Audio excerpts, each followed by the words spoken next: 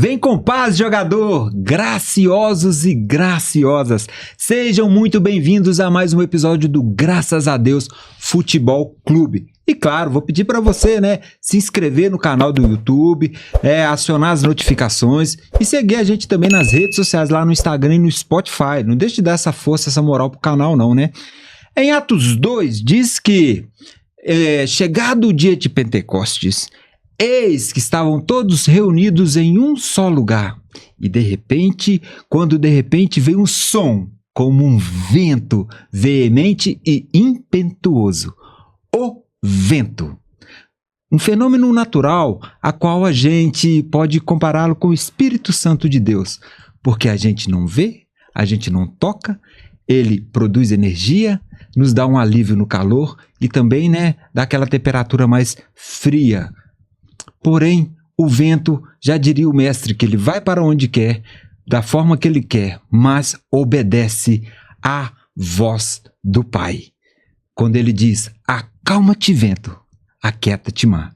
O convidado de hoje sabe muito melhor do que eu sobre vento. Roda a vinheta.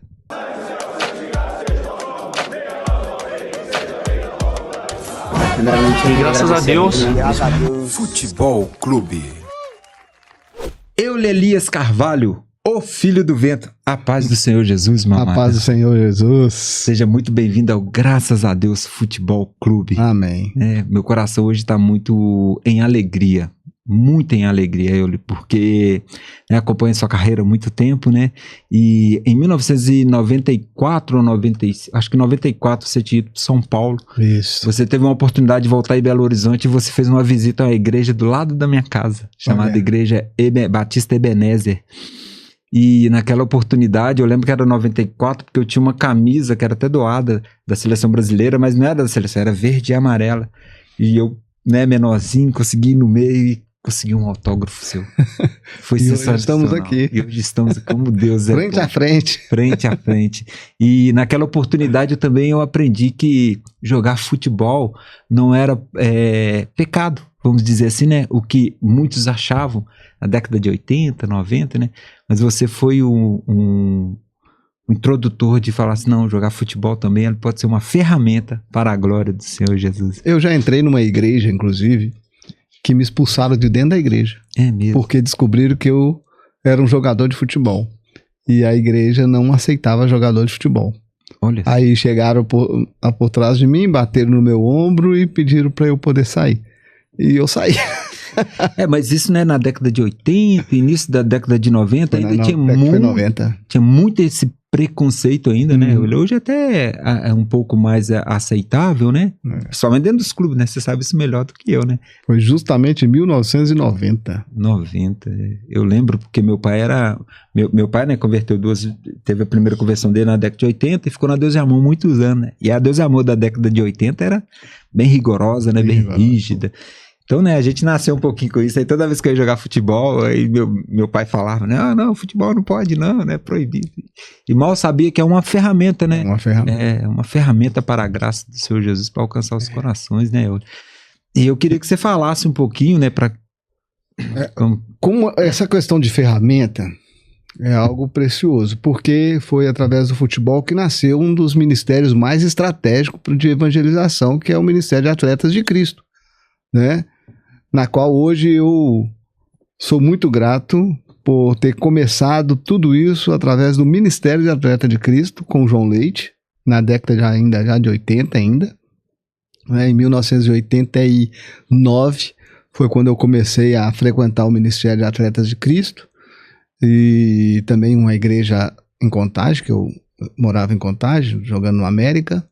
O Juvenil do América. Era lá no Três Barras ainda? Não, era o Vale Verde. Vale Verde, E comecei ali, me converti através do Ministério de Atletas de Cristo, com a reunião de Atletas de Cristo nas concentrações, que ainda até hoje existe esse movimento, essas reuniões. E assim, hoje eu faço parte aí, ajudo ao Ministério de Atletas com Cristo, que é um ministério da Igreja Batista Getsemane. Ah, que benção. Na qual eu sou membro desde 1990. que eu me converti que eu me batizei na Getsemane. Não, na verdade eu batizei em São Paulo, mas eu já frequentava a Getsemane desde 1990 e tô lá até hoje, né? A Getsemane, eu tô lá até hoje e ajudo nesse ministério, que realmente é um ministério muito estratégico para poder evangelizar. E isso é até importante falar do Atlético de Cristo, que eu me lembro muito bem dessa ida sua, né, na Igreja Ebenezer, e você falava muito do Atlético de Cristo. Depois eu passei no Mineirão e eu vi uma faixinha do Atlético de Cristo, sempre chamava minha atenção. No Mineirão, eu falava assim, olha, rapaz, é aquele pessoal que o Euler falou, é o pessoal que o Euler falou, e né, como que é importante, né, estar, né, se posicionando, né, e trazendo a palavra de Deus, né, velho, que é mais importante. Né, sim, aquilo que Deus nos deixou para poder fazer, né, o ir por todo mundo e anunciar o evangelho, porque quando a gente fala estratégico, o ministério é justamente por isso, porque um atleta pode estar em lugar aí que dificilmente um pastor pode estar. Exatamente. Entendeu? O atleta tem aí à disposição ferramentas como a mídia, a grande mídia, para poder evangelizar. Esses dias mesmo nós vimos aí o Luiz Henrique dando um baita de um testemunho. Sim, maravilhoso. E mostrando realmente que não dá para caminhar sem Deus, né? E principalmente porque a porta que Deus abriu para ele foi algo realmente sensacional. Então, assim, ele vê essa necessidade, assim como todos nós atletas de Cristo vemos, que correr dentro de campo a gente precisa da bênção do Senhor, né? E de fato precisamos mesmo. Euler, e eu falei muito do vento aqui, né? Para quem não sabe, né, Deus rebatizou você, né, como fez com Abraão, como fez, né, com Jacó, rebatizou como o filho do vento, né, que tem um episódio com Milton Naves, né, ele que batizou, né, você com esse nome, né, o filho do vento. E o vento, né, respeito ao pai, né. O apelido Filho do Vento, dado pelo Milton Naves, foi num momento oportuno. Eu acho que assim, foi algo vindo de Deus mesmo. Por quê? Porque foi dado num jogo, eu fiz um gol aí muito em velocidade, e o Milton narrou o gol do Euler de Flash. Aí um repórter de campo, o Mauro Neto, entrou e falou assim, não pode ser, porque de Flash já tem o Valdeir no Rio, lá no Botafogo, essas coisas todas, então não pode ser. E aí eles ficaram discutindo. Eu tenho essa gravação até hoje, em fita cassete. Sim. E aí eles ficam discutindo na cabine, um gol muito rápido, um gol mais rápido do que o vento, parece até o filho do vento. E aí quando o Milton Naves falou parece até o filho do vento, aí o Oswaldo Faria, que era o comentarista, ele falou assim, esse é o apelido do Euler, pode continuar que vai pegar. E de fato aconteceu, né? Então, a partir daí, todos os gols que se narrava Euler, o filho do vento. E aí, a partir daí, quando vai para São Paulo, você já tem a narração aí da grande mídia, com Galvão Bueno, né? Na época, o Luciano do Vale. Então, assim, virou uma marca registrada, né? Hoje eu tenho escola de futebol. Tem escolinha, tem um projeto, né? Com esse nome, tem um projeto social também, Filhos do Vento, tem uma arena, Filho do Vento, na cidade de Curvelo. Então realmente uma marca que pegou. E o vento, né? O vento ninguém consegue segurá-lo, né? Você era assim em campo, né? Bem, vamos dizer, né? Bem rápido, ágil. Mas como que, né? Para quem não conhece um pouquinho da sua história, né? Dentro do futebol, como que Deus começou a conduzir o vento da forma que ele queria dentro do futebol? Cara, na verdade, assim, eu comecei a ter esse lado de velocidade na minha vida foi para não apanhar. Sim. Foi correndo do meu pai, para não apanhar. Ele era contra eu jogar bola, eu não gostava que eu jogasse bola de jeito nenhum. E eu saía escondido para poder ir brincar de bola. E tinha uma irmã minha, né, das 3 irmãs que eu tenho, mais um irmão que eu tenho, uma delas ficava vigiando. Na hora que meu pai apontasse, o caminhão dele apontasse que estava chegando, aí ela gritava, chegou. Quando ela gritava, chegou, velocidade para casa, passando por trás, passando pelos quintal das casas dos vizinhos, até chegar na minha casa. E eu acho que isso aí, cara, criou uma fibra rápida. Sim. Entendeu? E assim... E eu acabei desenvolvendo isso cada dia que passava e... Ficava melhor, né? E quando eu vou jogar futebol, que eu chego aqui e realmente eu vejo que essa velocidade fazia diferença dentro de campo, aí que eu aprimorei mais ainda essa velocidade. Então tudo que eu fazia era em prol de melhorar ainda mais a velocidade, né? E aí eu só tenho que agradecer ao meu pai, agradecer a Deus em primeiro lugar e meu pai. Meu pai fazia eu correr muito, né? Você chega no América por intermédio de uma negociação muito interessante, né? Você foi trocado por coletes, se eu não me engano, ou materiais. Vários materiais, né? Esportivos, né? Isso. Era Venda Nova ou Valério? Venda Nova. Venda Nova. Isso. Na verdade, eu chego em Belo Horizonte, faço o teste de Atlético, Cruzeiro e América e não passei nenhum dos três. Você é de Curcilândia, né? Felizlândia. Desculpa. Isso, Felizlândia. Aproveitar aqui a audiência e mandar um abraço para todos lá de Felizlândia, né? Então eu sou de Felizlândia, eu saio, venho pra cá, fiz teste, não passei, aí eu fui pro Venda Nova e lá eu passei. No Venda Nova eu passei. E aí eu fiquei sabendo que o América, isso em 87. Aí no final do ano eu fico sabendo que o América vai disputar em 88 a Taça Rio, em janeiro de 88 a Taça Rio, de juvenil. E eu fiquei com essa vontade de querer jogar essa Taça Rio. Aí vim pro América, escondido, aquela coisa toda. E aí fiz um teste, aí passei. E aí eles me levaram pra Taça Rio. E aí eu volto pra Taça Rio, da Taça Rio, e fiquei perturbando o diretor do América porque eu tinha que voltar pro Venda Nova, porque era a época da lei do passe. Então você não sairia de um clube se não comprar. E aí eles arrumaram um empréstimo, eu fui emprestado pro América, depois voltei pro Venda Nova. E nessa volta pro Venda Nova, eu fiquei indo atrás do diretor para poder voltar logo pro América, porque eles queriam que eu fosse pro América. Aí eles arrumaram um jeito de poder ir no Venda Nova e escolher 5 atletas, 5 jogadores.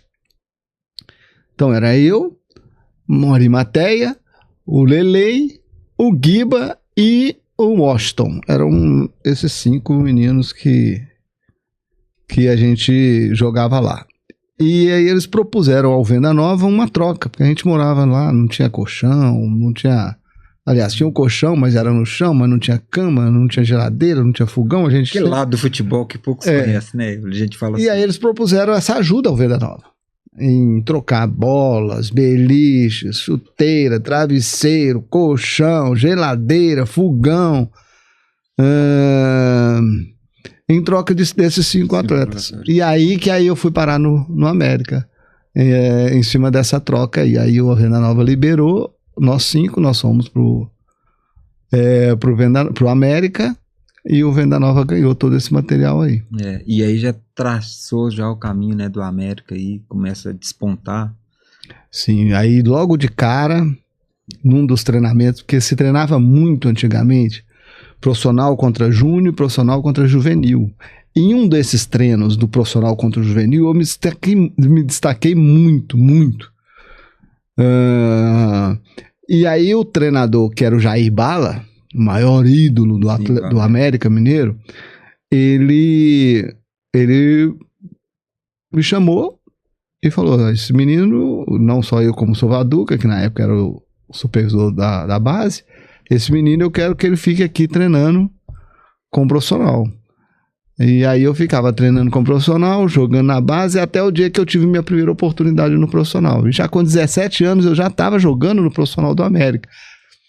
E me recordo que eu fiz o último jogo do Campeonato Mineiro de 89, se não me engano, contra o Fabril de Lavras, lá em Lavras. E a partir daí eu fiquei só no profissional. Até eu cometer um erro e voltar de novo para a base. Mas com 19 anos eu já volto novamente tudo, né? pro profissional. Aí já com o Pinheiro, grande Pinheiro. Uhum. E como que apareceu o Tele Santana? O Tele Santana foi um sonho, né?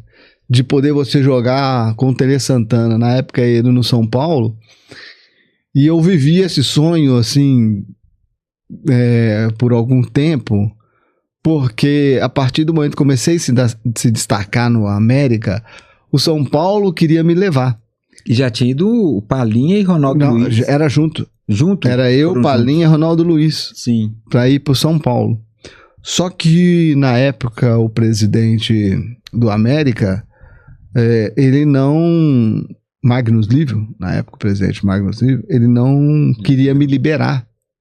Não posso vender, eu não posso vender agora, não posso vender, a torcida não vai deixar, vai me matar, aquela coisa toda, já vou liberar o Ronaldo Luiz, vou liberar o Palinha. Palinha na época queria parar de jogar futebol, entendeu? Porque tava querendo casar, uma coisa assim. Eu falo porque a gente frequentava a reunião de atletas de Cristo na casa dele, entendeu? Uhum. E a gente já ouvia essa conversa do Palinha querer parar de jogar, porque ia casar, aquela coisa toda. Então, assim, e aí eu comecei aí a realizar esse sonho, a idealizar esse sonho. Então aí o Ronaldo Luiz e o Palinha... Aí o Ronaldo foi primeiro com o Palinha e 2 anos depois eu vou.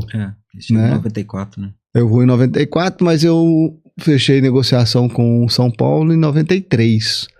Quando estava acabando já o campeonato, não tinha mais como escrever para o Mundial, mas eu fecho o contrato com o São Paulo, vou para São Paulo, fico lá e volto para cá só para poder fazer um jogo de despedida no América. Uhum. Né? Um jogo até inclusive no Campeonato Mineiro.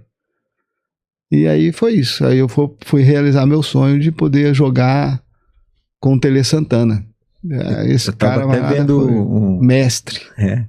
Eu fiquei conhecendo o René, né? René Santana. Também.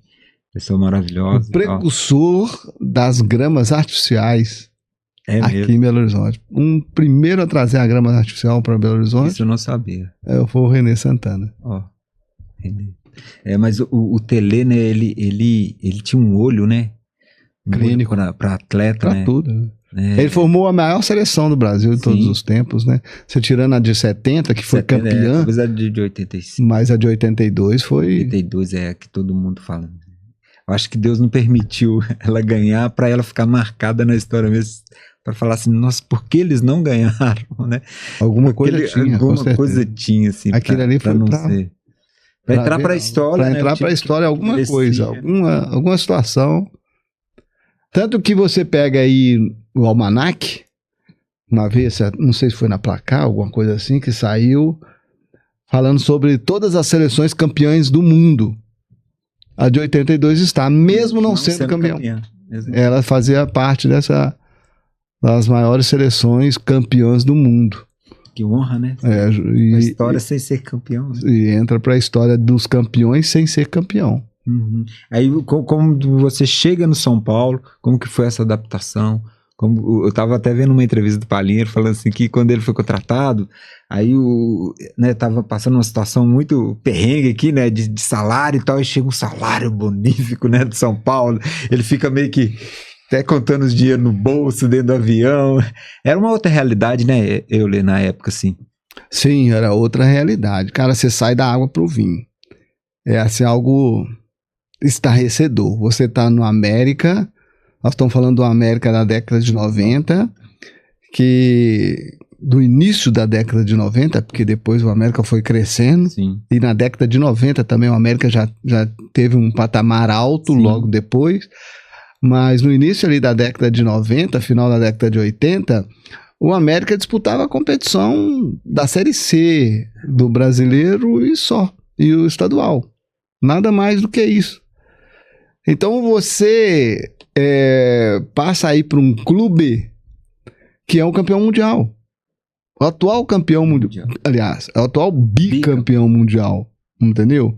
Com a maior estrutura em centro de treinamento. Na época era a coisa mais que moderna não tinha igual. Com o Tele Santana e claro, o Morumbi, que fazia parte aí, faz parte dessa vida do São Paulo aí, que também é um sonho de todo atleta jogar num estádio como esse. Então a gente fala de tudo isso, então você sai do América para um São Paulo, é algo assim que realmente te dá um bar, cara. Na hora que eu fui recebido no aeroporto, com o Tele Santana, com dono da TAM, Rolim? O comandante Rolim, que ele também comprou 50% do meu passe para me poder estar indo para o São Paulo. E ali mesmo no aeroporto eu sou recebido, recepcionado, e a minha apresentação no São Paulo foi no aeroporto. E aquilo ali, cara, me deixou assim, com medo. Como não, com né? muito medo de estar num clube tão grande como esse do São Paulo, e agora Mas assim, ao mesmo tempo que você está com medo, é uma responsabilidade enorme, e você, falando por mim agora, ali mostrar serviço para poder você crescer no tamanho que é esse clube. Sim. Então eu vou morar no CT, até morei com o Ronaldo Luiz um pouquinho, depois ele saiu para um apartamento, mas quando eu cheguei ele ainda estava morando no CT, e aí eu morava com ele no quarto, e a minha vida foi ali, São Paulo, crescer. A cada dia eu quero melhorar, eu quero crescer, porque eu quero ser titular desse time, eu quero ser campeão da Libertadores aqui, eu quero jogar Mundial aqui, eu quero ser jogador do Tele Santana. Então era isso, cara.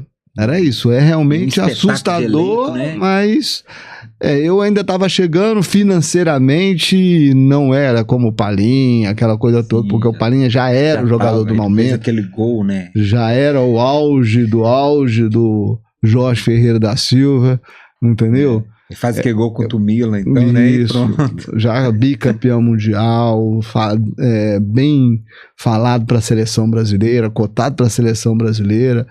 Mas assim, era uma melhora muito grande. Deu para mim poder começar. Você ficou uma temporada só lá no São Paulo?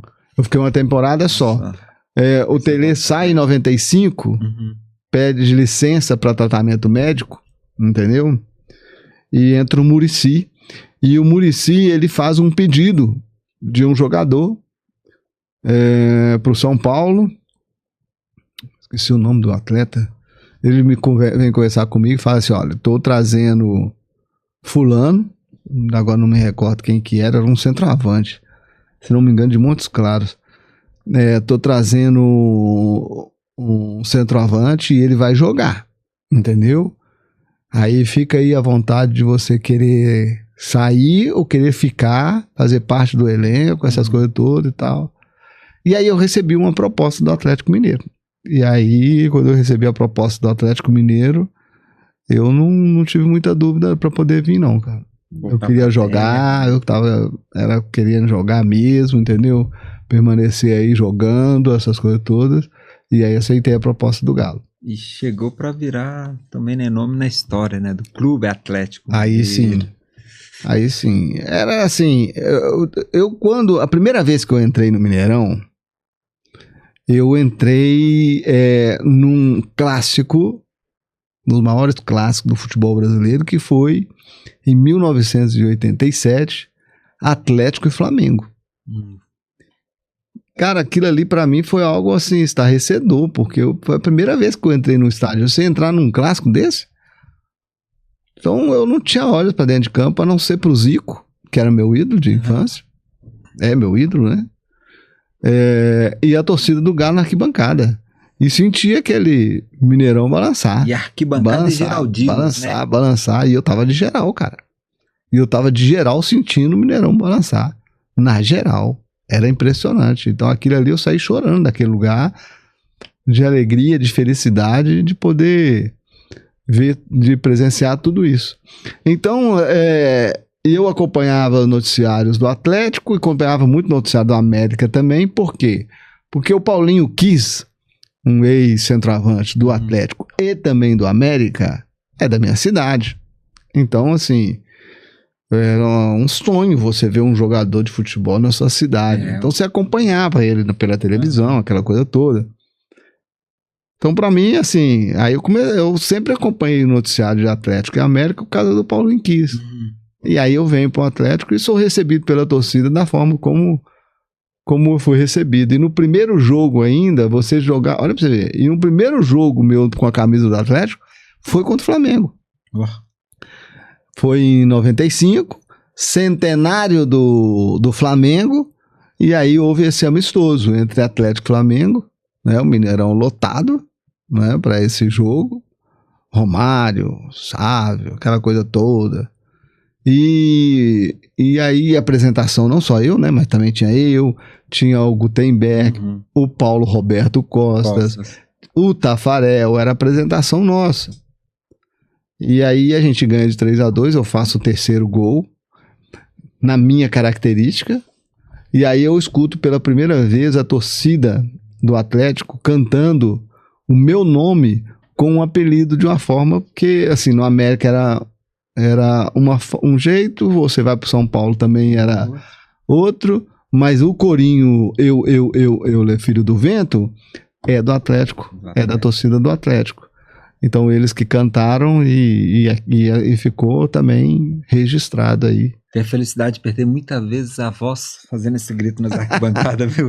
Com muita honra, né? Momentos marcantes. Aí você passa pro São Paulo, pelo Atlético, né? Faz essa Só que é uma coisa que não tem hoje, tá?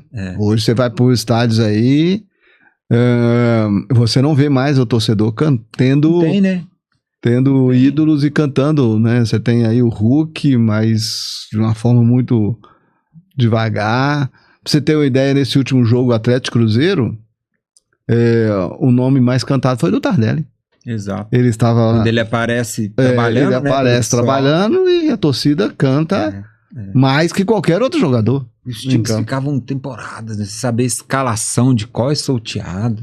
E a maioria dos jogadores tinha um canto diferente, entendeu? Era muito legal. Todo clube tinha um nome, né, de referência. Não, tinha mais. Era muitos. O Sagastua, Tafarel, Rei, Reinaldo é nosso rei. Vários, e foi perdendo, né, assim, foi meio que posterizando o futebol, né, de certa forma, assim. Gutenberg, Putibu. Gutenberg. Gente, que maravilha. Bomba, o Éder Aleixo. Bomba. Era legal, cara. Hoje, realmente... Hoje tá uma benção, como diria meu irmão. Mudou, né? Mudou o perfil. O perfil do torcedor hoje é outro. O verdadeiro torcedor hoje não está no estádio. Sim. Né? Você tem até fanáticos pelo Galo no estádio, mas assim, eles perdem mais tempo no telefone do que... Quer tirar mais a foto do cara que vai fazer o gol, em vez de viver aquela experiência, né? Viver aquele momento. Ou viver a experiência, assim. Também eu tenho uma experiência também, a gravação do Skank, né? Clipe, eu tenho isso na memória. Também foi algo bacana, né? Tava lá. Inclusive tá uma cena ainda no clipe, né? Que você toma um carrinho, levanta e dedo e rio. Foi expulsão do... Não me lembro de quem que era o lateral, foi expulso.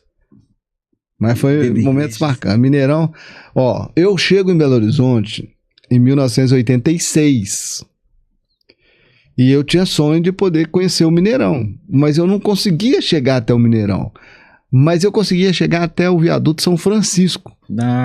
E na época em que as árvores quase você não via. Então lá no viaduto São Francisco você via o Mineirão todinho. Completo. Era muito... Nossa, eu ficava ali. Eu pegava o ônibus, ficava ali, sentado ali, eu vendo o Mineirão. E aí, pegava o ônibus, voltava para casa. E aí eu ficava ali. E agora, hoje, eu tenho os meus pés cravados lá na Calçada da Fama. Beleza, né? Que benção. E ao lado ainda do Pelé ainda, né?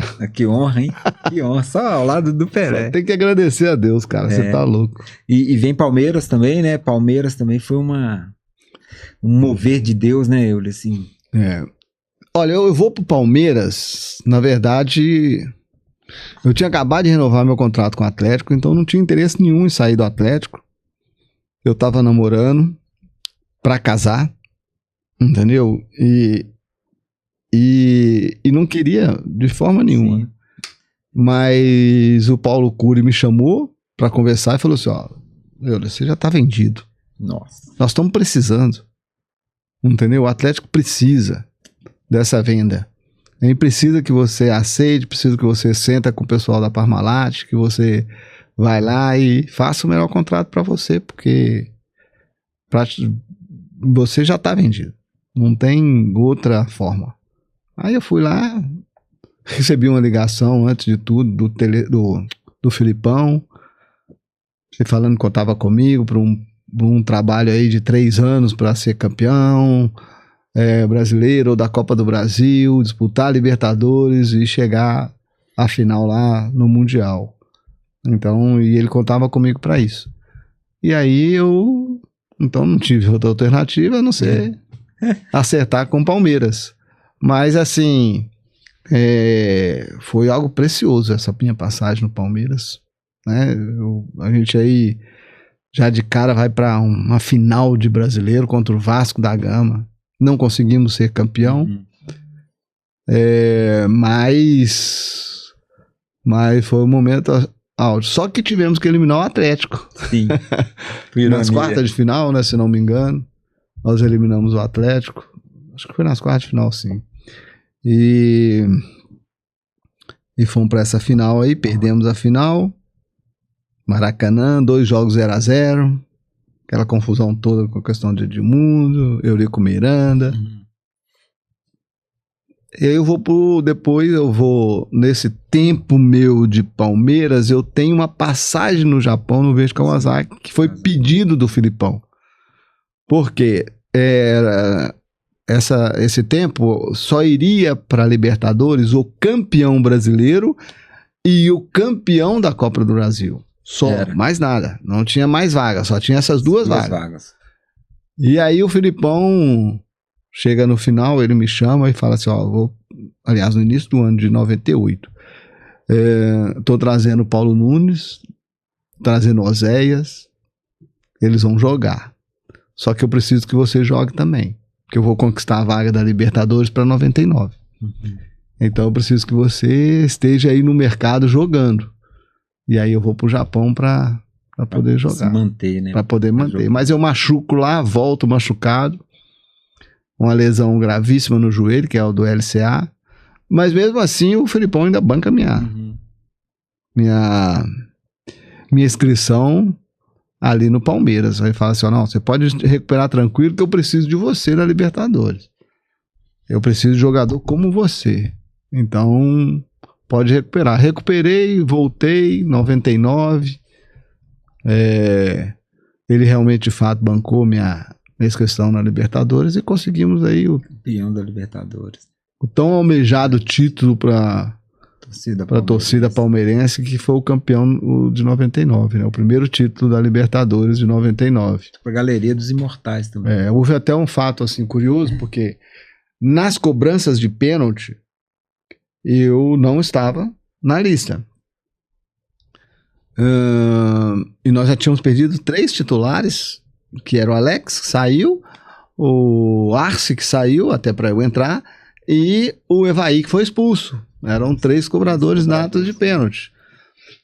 E aí, mas mesmo assim eu não estava na lista, mas o Paulo Nunes, ele não gosta de bater pênalti em todos os clubes que ele teve, ele sempre falou que não queria bater pênalti, não gostava, e aí ele também da mesma forma, ele não quis bater o pênalti, o Filipão me chamou e falou assim, você lembra que eu te falei que você ainda seria importante? Agora é a hora, você bate o 5º pênalti? Eu falei, bato o 5º pênalti. E aí eu fui lá e bati realmente. Fiz, graças a Deus, comemorei muito mais de alívio do que de... O peso, né, do pênalti final da Libertadores. Mas foi bacana, o Zapata em seguida errou e a gente conquistou o título. Graças a Deus. Infelizmente, nós não conseguimos o Mundial. Sim. Tão sonhado o Mundial também. Também porque não tinha VAR, né? Porque se tivesse certeza. VAR... Se tivesse VAR nessa época, eu tinha sido tri do São Paulo, com São Paulo. Sim. porque aquele jogo contra o Vélez lá teve a mão da arbitragem. A mão do árbitro. Tinha conquistado o bi pelo Palmeiras, porque em 2000 a mesma coisa aconteceu no Morumbi contra o Boca. A arbitragem foi muito tendenciosa e deixou de dar um pênalti claríssimo em cima do Asprilla, né? Aquilo lá foi algo criminoso. Além de ser pênalti, com o VAR teria que expulsar, entendeu? O jogo seria outro e, consequentemente, poderíamos ter conquistado um bicampeonato aí. Mais coisa do futebol da época que a gente apanhava com força. Nossa, ou se apanhava. Se tivesse VAR... Se tivesse VAR, Júnior Baiano talvez não existiria na história do futebol. Clebão. Não teria o futebol raiz como não teria o futebol raiz. Clebão, né? Ronaldão. Tinha muitas jogadas duras, muito duras, que hoje é repreendido. Vou falar bem simples aqui, um pisão no pé hoje é cartão amarelo. Isso. Na época, eu tenho 3 pontos no dorso do pé direito e mais 2 no pé esquerdo de pisão do Nonato, entendeu? Que os caras jogavam com chuteira, contrava de ponta afiada e rasgava a gente. Saía a chuteira rasgada por causa disso. Então, e nem falta era. Hoje o soprinho... cai, né? Igual outro dia teve né? Que o rapaz brincou, o cara caiu e tomou amarelo, né? É muito diferente, né, Euler? Hoje, assim, as coisas vieram para melhorar, mas também eu acho que esse futebol, né, que a gente via da década de 80, 90, principalmente a década de 90, uma safra tão boa, né? 90 teve times maravilhosos. Mas a gente ainda também tem um problema muito cultural. Por exemplo, que o europeu não tem. Então, situações que acontecem hoje que tem a intervenção do VAR dentro de campo, se não tem lá fora, na Europa, especificamente na Europa, é por causa dos jogadores, entendeu? Se acusam em tudo. É o que você falou, se passar a mão no rosto, eles se acusam. E aí vem a intervenção de VAR, e aí a interpretação, e aí mais do que a interpretação do árbitro, tem o comentarista do VAR que influencia diretamente. Fala-se que não, mas influencia demais. Diretamente na decisão da arbitragem. E dependendo do jogo, o árbitro não toma decisão por si próprio, mas sim diante do que esse comentarista vai falar, entendeu? E então, assim... E hoje tudo é muito rápido, né? E aí acontece isso, a câmera lenta, ela traz uma dimensão de que ao olho nu você não consegue ver. Do que não é a realidade dentro de campo, entendeu? Então ainda hoje eu mesmo ouvi... Hoje você estaria em impedimento toda hora.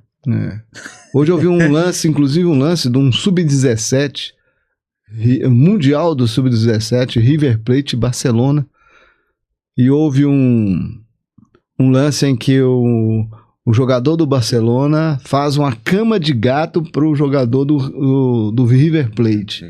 E nessa o jogador cai e ele vai caindo e uma perna passa, mas a outra bate no rosto do jogador do Barcelona. Que fez a cama de gato. Não existe, você não tem controle nenhum, cara. Você tá caindo, você tá numa cama de gato, você tá caindo, você não tem absolutamente nenhum controle, nenhuma reação, porque você não tá... A preocupação do atleta é se proteger para cair, para não machucar na queda de uma cama de gato. Só que bate o pé no rosto do jogador e ele é expulso. Nossa, ele fica furioso. Ele até queria bater no ato, queria bater em todo mundo, queria bater até no pai dele. Sai culposo, né, do lance. E você tem a passagem pelo Vasco também, né? E você joga ao lado de nada mais, nada menos do que Romário. Aí eu tenho esse sonho, outro sonho meu realizado, que é jogar ao lado do Romário. Por quê? A minha vida como jogador... Ela me mostrou que eu poderia ser muito útil sendo um assistente e não um goleador. Então eu nunca tive pretensão, ao passar nos clubes, de ser artilheiro nesses clubes. Mas eu sempre quis fazer o artilheiro, entendeu? Então, assim, passando pelo América, foi artilheiro Hamilton, um dos maiores artilheiros aí do campeonato. Passando pelo Atlético, artilheiro Reinaldo, artilheiro Renaldo. Aí eu vou pro Palmeiras, faço dupla com o Viola, faço dupla com Oséias, Evaí, tava no Palmeiras. E aí eu queria marcar a minha história fazendo dupla com o Romário e sendo uma das maiores duplas de atacantes do futebol brasileiro. E aí, quando eu tive a proposta, eu não pensei duas vezes em ir fazer essa dupla com ele. Eu chego lá e falo assim, olha, meu amigo, meu negócio é tocar pra você fazer o gol. Mais nada. E a gente aí ser reconhecido aí como uma das maiores duplas do futebol brasileiro. Porque era uma época em que você tinha sonhos particulares, Sim, entendeu? sim. E eu tinha esse sonho. Assim como teve várias duplas de meia, a dupla de atacantes, sempre teve duplas de zagueiro, reconhecido, aquela coisa toda. Eu também queria duplas de volante, né? Eu também queria fazer dupla de atacante, assim, né? No São Paulo com o Miller. Mas eu queria que ficasse uma marcada, né? E recentemente o Lance, né? O jornal Lance, ele fez uma enquete, né? E que realmente na década de 2000, eu e o Romário ganhamos disparado como a maior dupla do futebol da década. E era um time embaçado, né? Porque tinha Juninho Pernambucano. O Tinha time, Juninho nossa, não. Esse foi o melhor time que eu Juninho joguei. Paulista. Nossa. Em termos de time, É. apesar que eu tinha um elenco também, porque você tinha jogador, você tinha Pedrinho, Felipe, Gilberto, Viola, Mauro Galvão, você tava no banco ali. Carlos entendeu? Germano no gol? Não, era o Elton. Carlos Germano já tinha saído. Era o Elton, Cássio e o terceiro goleiro. Sabe quem que era? Não. Fábio. Fábio. O Fábio era o terceiro goleiro Olha. do Vasco nessa época. E aí, cara, assim, pra mim foi marcante, porque não só fiz dupla com ele no Vasco, como também fiz na seleção brasileira. Sim. E, na verdade, foi um quarteto, né? Porque Também vai pra seleção. Romário, Juninho Paulista, Juninho Pernambucano, nós fizemos base da seleção brasileira de 2000, né? O famoso Quarteto Fantástico do Vasco. E nessa primeira convocação, inclusive, nós ganhamos da Venezuela de 6.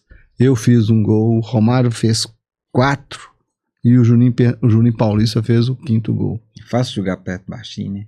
É muito fácil. Muito fácil. Eu não precisava me esforçar para poder ver onde ele estava, para poder tocar a bola para ele. Eu me esforçava para poder fazer a jogada, porque eu não precisava nem levantar, ele já sabia onde ele gostava de receber. A gente treinava junto. Ele não gostava de treinar a parte física, mas essa parte de treino de finalização, entendeu? Eu ficava treinando direto com ele, mas direto, porque eu queria saber a movimentação dele, para na hora que eu fazia a jogada, eu já saber onde eu colocaria a bola. Então, eu tenho vários gols que eu fiz, que o Romário fez, que eu dei o passe para ele, foi automático de treino. Automático, de treinamento. Entendeu? Sem pensar. Sem pensar. Não precisávamos analisar nada o que poderia. Eu já sabia que eu fazendo essa jogada, ele já sabia onde que eu ia colocar a bola. E aí, Euler, chega a seleção, né? Que é um apogeu para todo atleta, creio eu, né? Querer vestir a camisa da seleção. Deus te honrou, né? Mas com esse espírito já de servir, né? Que a palavra fala servir. Né? Como que foi esse jogo virou para você, assim? Você falou que encontrou Jesus já bem antes, né? Como que foi esse processo? Como que foi nesses percursos, assim, né? De ser um atleta cristão dentro do futebol? Como que foi o testemunho? Seu encontro com Jesus, por exemplo, sim. Vamos falar da seleção, porque assim, ó, é o sonho máximo de todo jogador. É você chegar a uma seleção brasileira. Que hoje já gastou um pouquinho, né? E eu vivi isso desde do meu início no América, porque já com 17 anos eu estava no profissional do América e eu já tinha meu nome sendo cogitado para pré-olímpico, para a seleção pré-olímpica. Mas não fui convocado.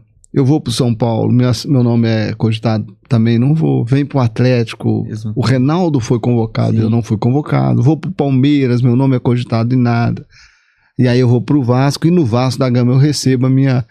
já com 28 anos de idade. Então, no momento em que eu nem imaginava, que eu já não esperava mais uma convocação, foi quando a convocação vem. Os processos de que Deus, aí né? mostra realmente a mão de Deus, né? Que tudo é no tempo dele e do jeito dele. Como diz o livro de Eclesiastes, capítulo 4, versículo 8, se não me engano. Capítulo 8, versículo 4, né? Que para todo propósito de Deus há tempo e o modo de Deus agir. Então, foi assim que aconteceu e eu sou muito grato a Deus porque foi no tempo dele, cara. E aí foi perfeito. Eu queria ser convocado, nem que fosse para ficar só pegando bola dos caras ali, chutando. Sim. E aí, de repente, a oportunidade de você servir a seleção brasileira e ainda ser titular. E ainda jogar com o Romário do lado na seleção, fazer dupla com o Romário na seleção. Então foi assim, algo realmente que veio de Deus no tempo dele, né? Foi a seleção brasileira. E esse tempo todo eu curti 2000, 2001 e também 2002. Muito triste, eu chorei bastante, foi com a não convocação para a Copa, né? Porque estava tudo preparado para ir para a Copa. Eu fiz os exames. Uma sequência boa. E eu fiz os exames, eu assinei o termo de compromisso, eu fiz as medidas do terno. Então eu já achei até, inclusive, que eu estava na lista. Alguém balançou lá, foi, meu nome saiu. E tinha lugar para você. Mas curti. Todo o tempo que eu tive na seleção brasileira, eu curti cada momento. Que bom, né? E como é que foi seu encontro que o jogo virou? Seu encontro com Jesus, como é que foi isso? E aí, cara, assim, ó, meu encontro com Jesus foi em 1990, quando eu tenho minha primeira oportunidade, eu volto até a oportunidade no profissional do América, e aí agora com o Pinheiro. Eu tinha 19 anos de idade, e aí eu tô no profissional do América, e o João Leite me convidou para uma reunião de atletas de Cristo, e eu participo dessa reunião. O João, então, ele vai dar a palavra, ele vai falar do amor de Deus, naquele que é o maior versículo da Bíblia, João 3,16. E aí ele fala do amor de Deus para com as nossas vidas, e quando ele termina de falar, aquilo me emocionou muito, a maneira como ele falava, os tópicos que ele colocou do amor de Deus, que cura, que liberta, que nos ajuda em nossa caminhada, que o amor de Deus faz algo extraordinário em nossa vida espiritual, em nossa vida financeira, em nossa vida familiar. E quando ele fez o apelo, eu não pensei duas vezes em levantar minhas mãos e falar: eu quero esse amor no meu coração. E aí esse amor invadiu minha vida, e a partir daí, cara, uma vida com Jesus, entendeu? E sempre, a vida inteira eu quis e lutei para poder não ser só um ouvinte da palavra, mas praticar a palavra e levar a palavra a outras pessoas. E aí então eu busquei, assim como o João fazia, entregar a Bíblia. Eu também levava a Bíblia para entregar aos capitães das outras equipes, ou alguém que está no banco. Eu escolhia mais o banco, porque sempre o jogador que está no banco é o jogador que está mais triste, sim, entendeu? Mais sensível, inclusive. Usei o escudo dos atletas de Cristo juntamente com o escudo do América, né, que eu coloquei na minha camisa, e procurei aí aprender até ajudar na liderança desse ministério aí. E tem percursos, né? Tem coisas a se vencer, né? Não só como no futebol, como na vida, né? Você tem um testemunho muito forte, né? pessoal, né?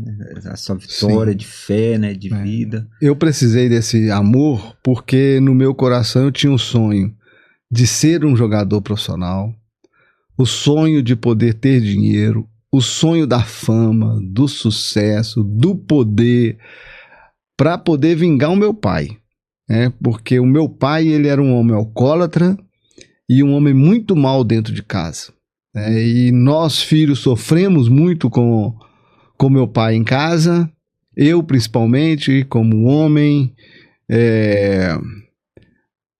eu apanhei de todas as formas. Meu pai era contra eu jogar futebol, não gostava. E inclusive eu saio de Felizlândia escondido dele e venho para Belo Horizonte e fiquei 1 ano e meio sem poder voltar para casa, sem ver minha mãe, e sem notícias. Você tinha notícias por carta, às vezes era um telegrama que eu recebia, porque nem telefone tinha na época. E então ficava com medo de voltar para lá e ele não deixar eu voltar para cá, para Belo Horizonte novamente. Então tinha que esperar um pessoal ir, que é o pessoal que eu morava na casa dele, doutor Sebastião, com a Nilda. Aproveitar também e mandar um abraço para eles. Pessoal, aqueles anjos que aparecem na sua vida, são 2 anjos que apareceram na minha vida e que me deram essa oportunidade de poder morar na casa deles. Então eles, o dia que ele fosse para Felizlândia, eles me levariam porque eles iriam me trazer de volta. Né? Ia brigar com meu pai se precisa para poder voltar para cá. Então assim, aí eu tinha então o meu sonho de ser jogador, de ter tudo isso, mas com o objetivo de vingar o meu pai. Porque o que ele fazia por nós filhos, e principalmente o que ele fez com a minha mãe, um homem muito mau, que batia muito na minha mãe, muito. Isso nasceu no meu coração, muita raiva, ódio, rancor, mágoa dele, ao ponto de se tornar vingativo. Então eu queria tudo isso para um dia voltar na minha cidade e ter oportunidade de poder vingar ele, inclusive matá-lo se fosse preciso.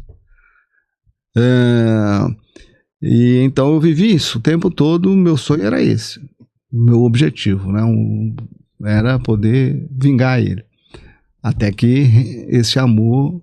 Meu pai, ele jogou uma maldição sobre a minha vida. Ele falava assim: esse menino não vai passar dos 20 anos de idade.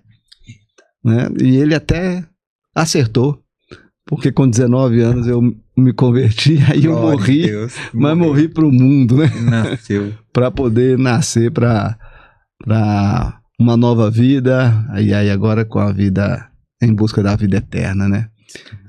E então, a partir daí eu comecei a entender um pouco da palavra de Deus, a buscar a palavra de Deus, a entender a palavra de Deus, e nessa caminhada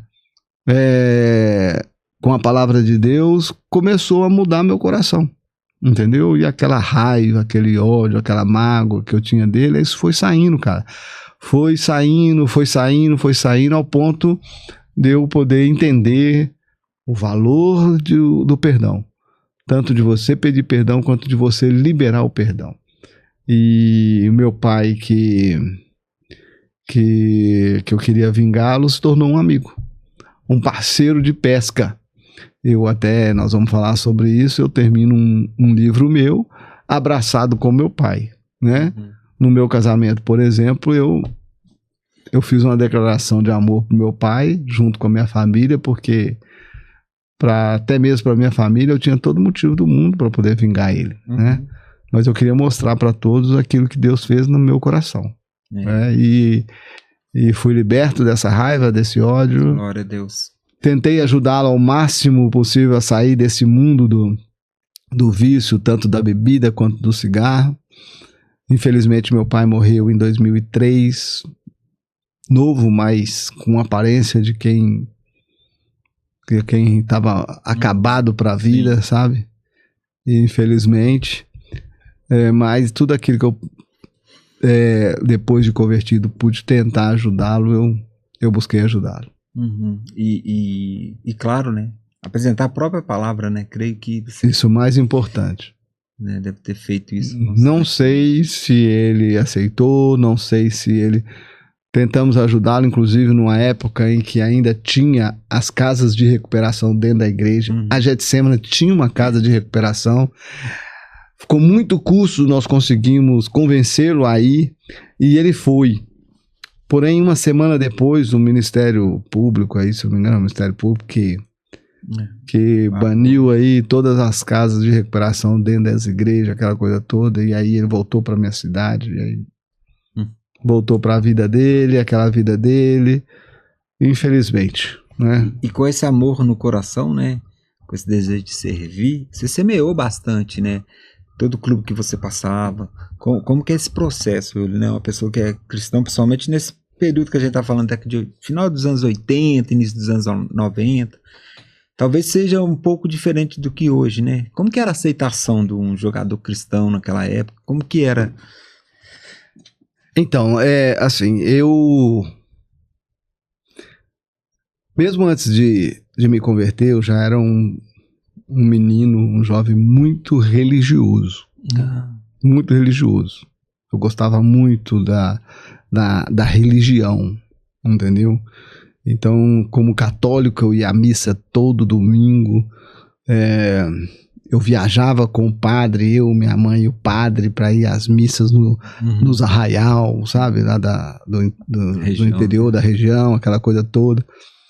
E quando eu me converti, eu comecei a entender a Bíblia, então eu comecei a querer agora a sonhar um sonho diferente que eu tinha. Eu queria a fama, o poder, o dinheiro, o sucesso para vingar o meu pai. Agora não, agora eu quero a fama, o dinheiro, o poder, o sucesso para cumprir o ide por todo mundo e anunciar o evangelho. Então todo clube que eu fui, eu sempre busquei a ter uma célula ou, por exemplo, como no Rio de Janeiro, que tinha o Ministério de Atletas com Cristo, participar do Ministério de Atletas com Cristo. E fazer essas reuniões também com a base, com os jogadores da base. Então, em todos os clubes que eu fui, eu sempre busquei fazer essa reunião de atletas de Cristo dentro do clube.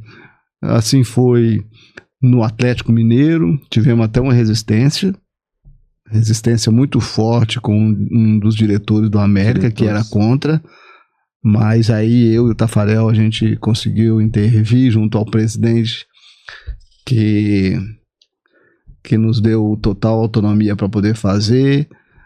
A mesma coisa aconteceu depois que eu fui para o Palmeiras, no Vasco da Gama, sempre fazendo as reuniões não só com os profissionais, mas também com os meninos da base, levando a palavra de Deus, levando o meu testemunho como uma arma importante para aqueles que tinham um coração da mesma forma que eu tinha, entendeu? Um coração fechado para a palavra, um coração fechado para esse negócio de ser crente. Então, e busquei muito além de aprender a passar esse pouquinho de conhecimento que a gente tem, para que as pessoas possam receber Jesus Cristo como Salvador da vida delas também. E era uma época do movimento começando, né? E as pessoas sedentas da palavra de Deus. E ser evangélico naquela época parecia que você era um extraterrestre. Isso. Era uma coisa assim, não, ele é crente, né? O crente naquela época tinha um peso, né? A palavra de preconceito mesmo. Muito grande, muito grande. Então você tinha que ter muito discernimento, muita sabedoria para poder. Por isso que o Ministério de Atletas ele foi um ministério muito estratégico, entendeu? Porque você falava a língua do atleta, entendeu? Naquilo que a Bíblia nos ensinava e levava para eles situações da vida que se passa um atleta, entendeu? E que a Bíblia nos ensina e nos ajuda. Porque, queira ou não, é um manual de instrução para nossas vidas, para que a gente possa ter sucesso, não só aqui, mas como também no céu. Porque nós podemos ser vencedor aqui, sim, mas a Bíblia nos traz informação para que a gente possa ser muito mais do que vencedor, entendeu? E ser mais que vencedor é só com Jesus no coração. E então você com Jesus no coração, você pode ser vencedor nessa terra e sabendo que você terá a vida eterna. E eu costumo, né, conversar com todo mundo que senta aqui, ter essa oportunidade de falar, porque o mundo, o universo do futebol, ele oferece muita coisa, né? Muita coisa, principalmente distanciamento de Deus, né? Hoje não tanto, igual a gente tá falando, mas naquela época, né? Abre portas, né, que não deveriam ser abertas, né? E se não tiver a cabeça no lugar, se não tiver uma orientação, não tiver um mentor, né, ali, descamba, né? Vamos no popular. Claro que hoje as distrações, elas são infinitamente maiores do que do nosso tempo, né? E o objetivo nosso da época, ele tinha um foco mesmo, cara, em realizar ações de ser um jogador de futebol. E a maioria esmagadora tinha isso. E o caminho para isso, a gente sabia que era árduo, que era pesado, entendeu? Você tinha que ter muita resiliência, muita persistência, porque não seria fácil. Vou dar um exemplo bem claro aqui. Para eu poder fazer meu primeiro contrato, eu tinha que completar 21 anos. Eu poderia ser o craque que fosse, que eu não conseguiria fazer um contrato antes dos 21 anos, por causa da legislação. Então, hoje, um garoto de 16 anos já tem contrato profissional. Entendeu? E, queira ou não, isso é uma distração. É uma distração. Porque você acaba com a fome desse menino. Entendeu? Mais do que isso, os meninos hoje de 12 anos já estão ganhando dinheiro. Entendeu? Essa época era 21 anos. Fora isso, você ganhava uma ajuda de custo, entendeu? Uma ajuda de custo. Se você fosse bom, você ganhava uma ajuda de custo para você pagar as passagens, para você ir treinar e você levar um dinheirinho para comprar uma cesta básica para casa. Nada mais do que isso. Mas nada mais do que isso. Então, assim, hoje as distrações, elas são muito grandes para poder não só estancar a palavra de Deus na vida de um atleta, como também fazer ela dissipar, entendeu? Da vida das pessoas. Você pregar a palavra de Deus, mas as distrações do mundo, entendeu? Tudo aquilo que o mundo te oferece hoje ser mais forte do que uma palavra de Deus. Não é. Claro que não é. Mas para um atleta, entendeu? Muitas são as distrações. Nossa, e quando se fala mundo, né, é bom deixar claro que é o sistema mundano, né? Aquilo que rege, que conduz as coisas um caminho totalmente distante de Deus, né? Que a gente conhece. E aí entra a questão que eu gosto muito da passagem do jovem rico, né? Quando Cristo fala, vai, vende tudo que tem, né, para que você entre no céu. Tá. Ali ele não está falando da riqueza. A riqueza não é o problema, ele está falando do coração. Seu coração está tão cheio do Deus, dinheiro, riqueza, que não tem espaço para mim. Se você não esvaziar ele, como é que eu vou entrar? Exatamente. Aquela passagem é isso. E o futebol hoje, então, né, essa porta ela é escancarada imediatamente, né? E queima etapas na vida de um jovem que não sabe o processo. E a gente sabe que vem consequência a isso. Tem, por exemplo, essas apostas agora, você vê que a coisa entrou e a galera vai entrando, né, assim, sem preocupar com os resultados, né, com as consequências. Eu vou te dizer que você falou algo aí que é importante a gente entender. Na década de 80, na década de 90, você lidava com o mundo. Hoje você lida com o sistema. Porque o sistema, ele está programado para destruir todas as coisas que são preciosas para Deus.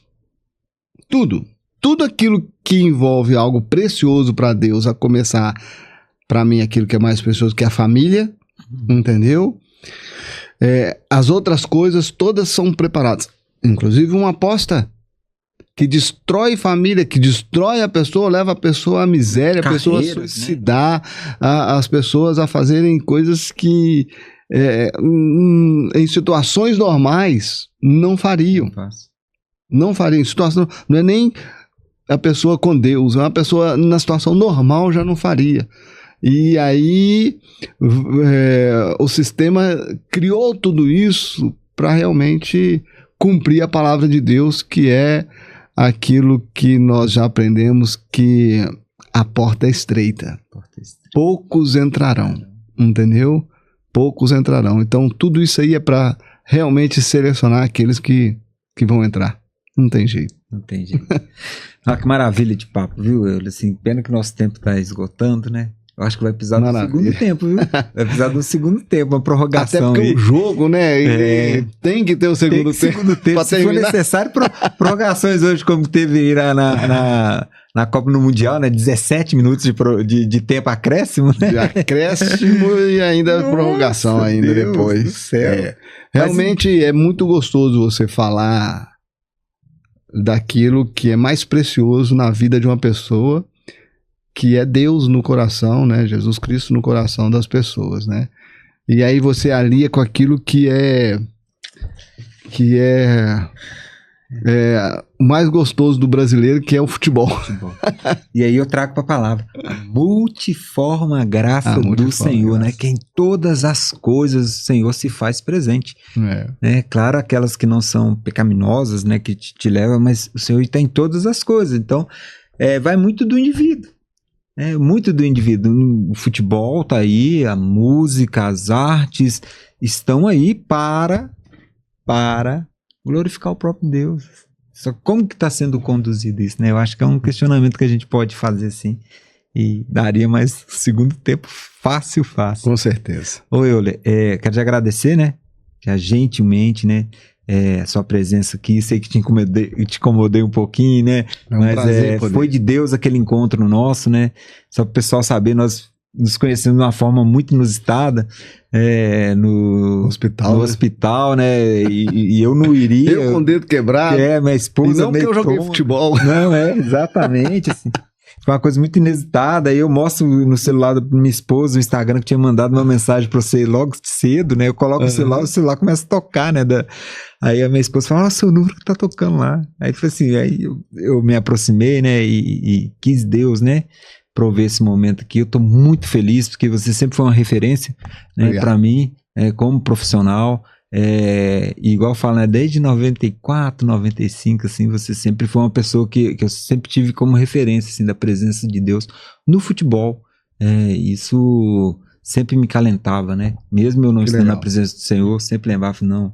Amém. Né, tem pessoas de Deus ainda, né? Amém, graças a Deus. Nos acréscimos aí, fica à vontade para falar uma palavra, para fazer um fechamento.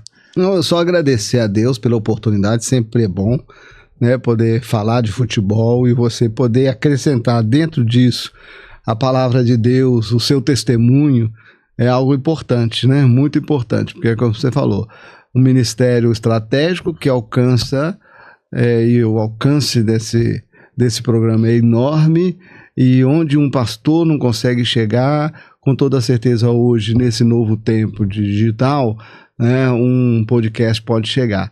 Então, que Deus abençoe. Eu deixo aqui versículos da Bíblia, porque eu aprendi com esse versículo que Jesus Cristo ele fala que você é luz nesse mundo. Mateus 5,13, né? E fala que você é sal nessa terra. Mateus 5,14.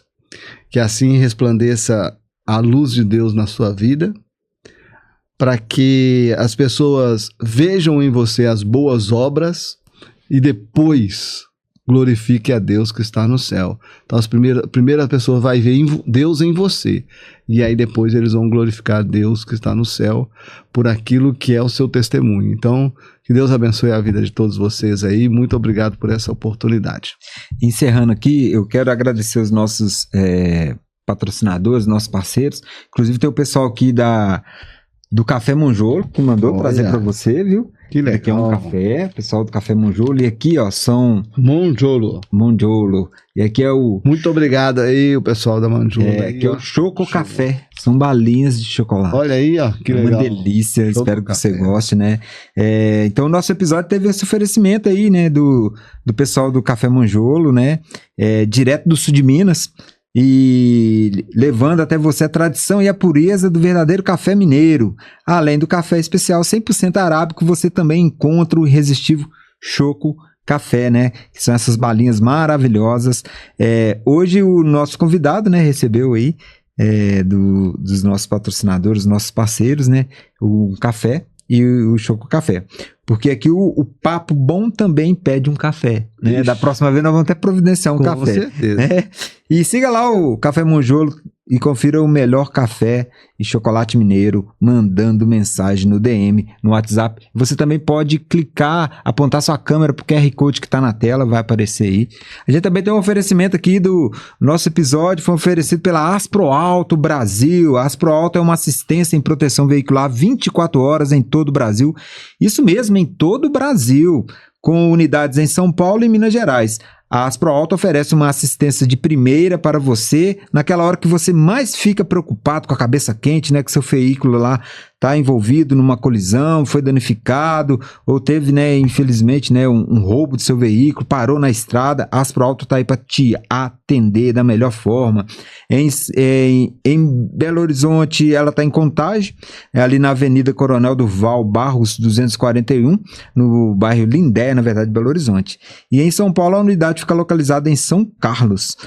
Aponte sua câmera também para o QR Code aí da tela e faça contato com o João Henrique e o pessoal dele da equipe vai te atender lá com uma bênção. E para encerrar aqui, né, a loja Koala Esportes também é uma das nossas parceiras, oferece esse episódio aqui. Na Koala você encontra uma variedade de equipamentos para realizar sua prática esportiva e atividade física, artigos de vestiários para malhação, tênis, chuteiras, uniformes esportivos e muito mais. Você encontra na Koala Esporte. Agora, se você quer abrilhantar seu evento esportivo de competição, a Koala tem medalhas e troféus para premiar os campeões do seu evento. A Koala se encontra lá... Nesse troféu, chegou lá, viu um modelo da réplica da orelhuda, né, da Champions League, muito bonita. Você acha ela lá em 3 variedades, prata, dourado e da cor que você quiser lá, bem legal. A Koala Esportes, né, é para quem mora na região de Contagem de Betim. A Koala fica ali localizada na rua Rodrigues Guilherme 678, no bairro Fonte Grande, em Contagem. Mas você que está um pouquinho mais distante, não desanime. Tá vendo aí o QR Code também na tela? Aponte a câmera para ele que você vai ser atendido pelo Gustavo e a equipe dele lá, que pessoal, gente boa demais, que irão oferecer as melhores condições na sua compra, mesmo à distância. Koala Esporte com você na prática do melhor atividade. Oi, agora é o seguinte, a gente tem um quadro aqui que é substituição, né? Gabi vai trazer aqui. A gente tem 2 livros, que os livros são... a Gabi, gente, ela veio hoje, né, uniformizada e toda chique, né, em homenagem ao nosso convidado. Ganhou pontos, né, ele? Com certeza, ainda mais com essa camisa aí. Dá uma voltinha aqui, Gabi, vem cá, deixa Olha aberto aqui. Aí, Léo, pra Olha ver aqui, Gabi, ó. a camisa. Fui qual campeão Gabi que com essa camisa, ó. Fui campeão com a 95. Isso é raridade, hein? Camisa da Umbro. 10. Éder Aleixo. Éder Aleixo era o dono dessa camisa. Então nós temos um quadro agora que é substituição. O que é a substituição? Nós temos 2 livros titulares. Nós temos aqui o Saia de Cima do Muro, que é do pastor Ronaldo Santos, lá da Comunidade Cristã Recomeçar. E nós temos também o livro da FCA. Esse livro é um estudo bíblico esportivo muito interessante, desenvolvido lá pelo pessoal lá nos Estados Unidos. Você prepara os seus treinos e dentro dos treinos você vai colocando a palavra de Deus, vai ministrando, vai evangelizando. Então nós temos esses livros uma maneira de evangelizar. Evangelizar. Legal. Encontrando a multiforme graça, né, que a gente falou. E aí fica a sua escolha. Qual que você vai substituir e por quem você vai substituir? Eu trouxe o meu livro, tá? Meu livro, Tudo Começa com um Sonho. É o meu testemunho. Aqui eu trago Puxa o copo, uma mensagem. Puxar o copo. Isso aí. Eu trago uma mensagem aqui de motivação para os jovens, né? Que na vida realmente tudo começa com um sonho, né? E eu coloco nas primeiras páginas do livro os meus sonhos realizados, de jogar em grandes clubes, de conquistar títulos, de jogar fora do Brasil, de jogar na seleção brasileira, mas a intenção do livro é mostrar que até você realizar todos esses sonhos, existem muitas etapas a serem passadas. E a gente precisa tomar algumas atitudes, né? E aqui nos meus tópicos, por exemplo, acreditar no talento e no dom que Deus colocou sobre a sua vida. Que Paulo, capítulo 7 de 1 Coríntios, versículo 7, fala que Deus deu um dom para cada um, e um dom diferente para cada um. O meu era jogar bola. Então, o que eu precisava era multiplicar esse dom aí para que eu pudesse usar para a glória do Senhor, né? Não desistir, porque não é fácil, é uma caminhada muito difícil, independente de ser jogador de futebol ou não, né? É uma caminhada que você precisa persistir bastante, nunca desistir, saber que há tempo para todas as coisas e que tudo vai acontecer no tempo de Deus e na maneira dele. Quando é no nosso tempo e quando é da nossa maneira, vai dar errado, entendeu? Porque a tendência da gente é fazer as coisas erradas, entendeu? E que precisamos de Jesus para ser vencedor. Não, nós precisamos de Jesus para ser mais do que vencedor. Vencedor qualquer um pode ser. A Bíblia fala que o sol nasce para todos, que a chuva cai para o justo e para o injusto. Então a gente precisa de Jesus para ser mais do que vencedor. E nessa de ser mais que vencedor, ter Jesus Cristo no coração, me mostrou que realmente eu posso realizar o meu sonho e me tornar mais do que vencedor, e mostrar que aquilo que Deus fez no meu coração, que foi perdoar, né? Entender sobre o valor do perdão. Tanto perdoar quanto também pedir perdão, né? Então, é o meu testemunho com alguns tópicos interessantes. E como é que vai ficar essa substituição? Eu vou querer a tática. O FCA lá, o Strong. Bem legal, bem legal. Vou aplicar, né? Pra mim, como treinador, isso aqui é importante. É sensacional. eu li ele, eu falei assim, cara, que formidável. Fez a substituição legal, muito bem. Então agora nós temos lá Tudo Começa com o Sonho, do Euler, Filho do Vento, e nós temos aí também, né, titularíssimo aí, o Sai de Cima do Muro, do Ronaldo Santos, pastor Ronaldo Santos. E nós temos um outro momento aqui também, Euler, que claro, né, ela não pode faltar, né? Ela não pode faltar, e a gente pede licença que o Espírito Santo, esqueci de falar, gente, o Espírito Santo tá aqui com a gente, né, sempre acompanhando. Você dá uma assinatura aí, que tá nascendo um propósito para essa camisa, né? Vai nascer um propósito aí com essa camisa aí, já tô fazendo um contato com um missionário lá na Amazonas. Se der tudo certo, essa camisa vai lá para eles fazerem o trabalho lá, eu fazer leiloar para arrecadar fundos lá, um trabalho que eles fazem lá com os ribeirinhos, muito bacana, e precisa, né? A gente precisa de apoiar. Com certeza. Então, tomara que a camisa chegue lá. Bom, dito isso, como diria o outro, né? Ô Euler, muito obrigado, meu irmão. A paz do Senhor. A paz do Senhor Jesus. Graças a Deus. Isso, futebol clube. Graças a Deus, mais um dia especial, agora no programa Graças a Deus Futebol Clube. Valeu. Valeu. E eu quero agradecer aqui, sim, o pessoal o Leonardo, o Francisco, né, aqui do estúdio Videocasts, que abriram as portas para nós. É um campo novo que a gente está batendo a bolinha aqui. Muito obrigado a vocês, tá? Que Jesus abençoe vocês e prospere muito a vida de vocês. Euler, Filho do Vento. Não podia terminar sem essa, né, Francisco? Francisco gostou. Bacana. Deus abençoe, querido. Tamo junto.